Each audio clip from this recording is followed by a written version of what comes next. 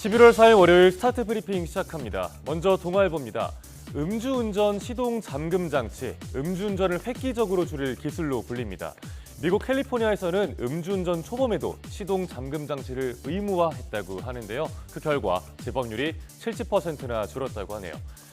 음주운전 시동 잠금 장치는 줄여서 IID라고도 불립니다. IID의 음주 테스트를 통과하지 못하면 시동 자체가 걸리지 않는 게 핵심입니다.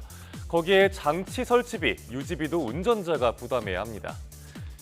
캘리포니아는 전 세계에서 가장 먼저 IID를 도입했습니다. 2019년부터는 한 번만 음주운전에 걸려도 IID를 설치해야 합니다. 현재는 미국 36개 주에 도입이 돼 있는데 효과는 만점입니다. 재범률이 70% 줄었고요. 음주운전 사망자 수도 19%가 줄었습니다. 우리나라에서는 지난달부터 시행됐습니다. 5년 내 2번 이상 음주운전을 한 사람에게 적용됩니다. IID 조건부 면허는 2026년 10월부터 본격적으로 발급될 예정입니다. 신문은 평생에 한 번 적발됐는데 금전적, 정신적 피해가 커서 다시는 술 먹고 운전을 안 하겠다는 미국 시민의 인터뷰를 실었는데요. 무슨 일이 있어도 절대 해선 안 될 음주운전, IID의 도입으로 우리나라에서도 줄어들길 바랍니다. 다음 서울신문입니다. 청소년들의 스마트폰 중독 문제 전 세계적으로 심각합니다. 현재 50개국 이상의 학교에선 디지털 쉼표, 즉 스마트폰 사용 제한 방침을 시행하고 있는데요. 우리나라에서도 교내 스마트폰 금지 법안이 발의가 됐습니다. 국내 청소년들의 스마트 기기 의존은 심각한 상황입니다. 청소년 스마트폰 과의존 위험군 비율이 40%고요. 쇼트폼 이용 시간을 통제하는 데 어려움을 겪는 청소년도 37%나 됩니다. 스마트폰 중독은 두뇌 능력을 감퇴시키고 우울증 등 신체 정신 발달에도 부정적 영향을 미치죠. 관련 법안이 발의되자 정부와 학부모, 교원 단체들도 취지에 공감한다면서 동의한다는 입장입니다. 프랑스와 영국 등 50개국 넘는 학교에선 이미 비슷한 규제가 이루어지고 있습니다. 스마트폰 과의존은 청소년의 신체 악영향을 미칠 뿐만 아니라 학습관과 교권 침해 등으로도 이어집니다. 우리나라에서도 학교에서 폰 아웃법이 급물살을 탈지 지켜보시죠. 이어서 조선일보입니다. 군공항 이전을 놓고 전국 곳곳에서 파열음이 들리고 있습니다. 부동산 개발 등에 밀려서 군공항이 애물단지가 된 상황이라고 하는데 내용 보겠습니다. 먼저 갈등이 두드러지는 곳은 광주군공항입니다. 광주광역시는 광주공항의 민간공항과 군공항을 모두 전남으로 옮기려 합니다. 유력 후보지는 국제공항이 있는 무안군인데요. 하지만 주민 반발이 커서 민간공항만 받겠다는 입장이라 이전 사업 자체가 표류 중입니다. 또 수원의 군공항 이전도 화성 주민들의 반발로 사업이 사실상 멈췄습니다. TK 신공항은 비용과 사업성 문제가 발목을 잡고 있는데요. 대구시는 군위군과 경북 의성군에 신공항을 짓겠다는 방침입니다. 현 대구공항 부지에는 100층 높이의 쇼핑몰을 추진하고 있는데 이 통합 이전 비용만 11조 원이 넘게 됩니다. 그런데 사업성이 없다는 이유로 참여하는 민간업체는 없는 상황이고요. 이전 지역 주민의 반발과 예산 문제로 지자체들은 골머리를 앓는 상황입니다. 공군작전의 핵심인 군공항이 개발 논리에 밀려서 기피시설, 애물단지로 전락했다는 이야기가 나옵니다.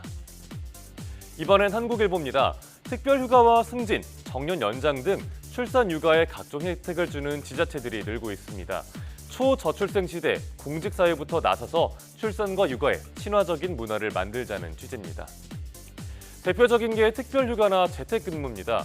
경남도에선 초등학교 저학년 부모들에게 1년 최대 12일의 특별휴가를 주기로 했습니다. 포항시는 자녀 수에 따라서 재택근무 일수를 차등으로 제공하기로 했는데요. 자녀가 넷이면 주 4회 재택근무하는 시기입니다. 또 공무직 노동자의 정년을 연장해주는 지자체들도 있습니다. 늦어지는 출산 연령을 감안한 겁니다. 아이를 낳은 공무원에게 인사평가 가산점을 주고 파격적인 승진 우대를 해주는 곳도 있는데요. 인천관광공사는 셋째 출산하는 직원은 고과나 연차에 관계없이 승진을 시키고 있습니다. 또 지난달 울산에선 5자매를 키우는 소방관 아빠가 전국 최초로 특진을 하기도 했죠. 다만 다자녀 승진 가점을 두고 형평성 논란도 나오고 있습니다. 출산 장려 취지는 좋지만 일부 역차별 우려와 반감을 불러올 수도 있다는 건데요. 신문은 보편적이고 합리적인 방안을 고민할 필요가 있다는 전문가 조언도 함께 전하고 있습니다. 마지막 중앙일보 보겠습니다. 통제하기 어려울 정도가 된 실손보험과 비급여 진료 시스템을 꼬집는 기사입니다. 이 비급여가 많은 의료기관들은 실비 가입하셨죠? 라면서 확인을 하고 또 소비자들의 의료 과소비를 유도하는 겁니다. 일부 환자들은 실손보험금 덤에 부담이 크지 않으니 안 아파도 10만 원짜리 영양주사를 맞는 식인 겁니다. 비급여 진료비 증가분의 약 56%가 실손보험 때문이라고 합니다. 주로 도수치료 등 근골격계 질환 치료나 주사가 실손보험금이 많이 지급되는 비급여 항목입니다. 비급여가 많은 피부과, 안과, 성형외과로 의사가 몰리고 필수 의료는 빈약해지고 있습니다. 이렇게 실손보험의 허점을 악용하는 의료기관이 많아졌죠. 지난해 실손보험금 지급액은 14조 1천억 원, 6년 사이에 2배로 늘었습니다. 의료기술은 새롭게 계속 나오고 그만큼 비급여 항목도 쏟아지죠. 비급여의 급여화를 하려고 해도 쉽지가 않은 겁니다. 신문은 한 곳을 눌러도 다른 데서 또 튀어나오는 두더지 게임의 시스템을 비유했습니다. 신문은 보건복지부와 금융위원회가 책임을 떠넘기면서 방치하고 있다고 지적합니다.